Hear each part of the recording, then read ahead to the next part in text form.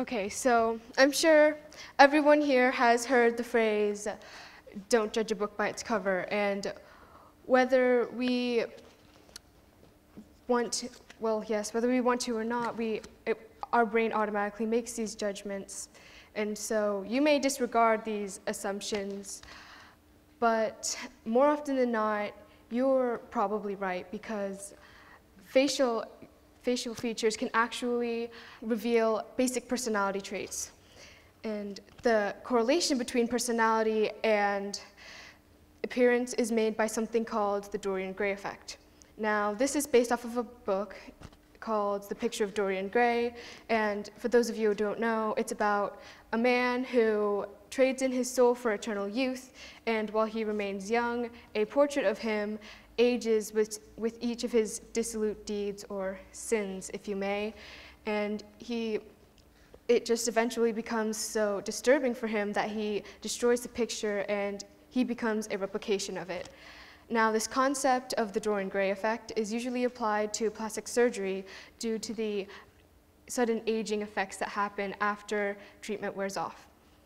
Now, before I continue, I want to remind you that these offhand assumptions aren't exactly accurate, and only general assumptions can really be made. It can't draw you to any conclusion as to how a person behaves or what they will do, and so it will actually feel more like instinct rather than analysis, and so it shouldn't be looked into too much. And so information gathered by Jenna Pincott suggests that a man's WHR is an example of this. And so WHR means width to height ratio, and this is actually applied to many parts of the body, but in this case I'm referring to the difference between cheekbone to the length of the middle of the eyebrow to the top of the lip.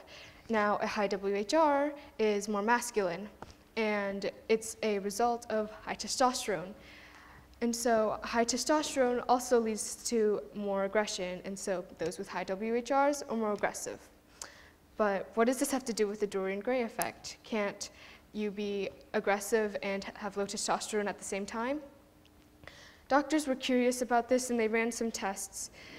They flashed headshots on a screen for 39 milliseconds per picture, and they had randomly chosen judges guess whether a person was aggressive or not, and at a rate higher than chance, and actually fairly accurately, they were correct.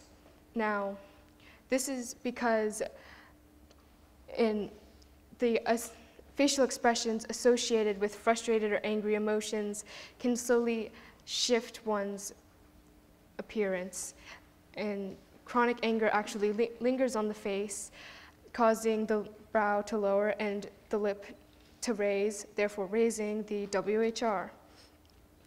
Both nature and nurture play into a person's appearance, revealing their true personality. This is the Dorian Gray effect. Recent studies have also shown that the more attractive someone is, the more compatible they are.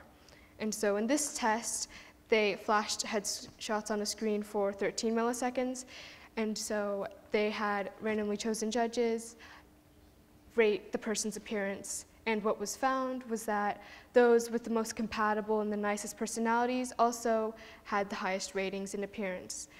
And what I found really interesting was that they took those with the most compatible personalities and they combined their faces in a way. And so then they also flashed those among the other pictures, and those headshots actually got the highest ratings simply because the judges thought that they looked the most attractive. Of course, they were unaware of the fact that they were combinations, but they did find it more attractive. And then another interesting fact is a little bit out there, but the men with a better mental stability were also found to be more attractive than those with lower.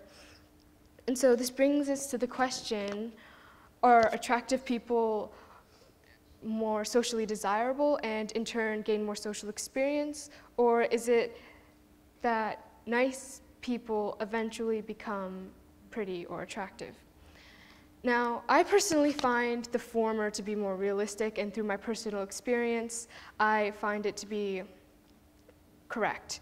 Now, this is because I've met people who were very attractive and they didn't have nice personalities at all. And then there are those who were not as attractive, I suppose, and they're very nice and stuff. Okay, yeah, they're nicer than me, and so then I think that the special treatment that attractive people gain from society actually can affect their personality in a bad way, whereas a cold shoulder can also affect a homelier person, you could say, in a positive way. Now, this Dorian gray effect can be applied to almost all of the features of a person.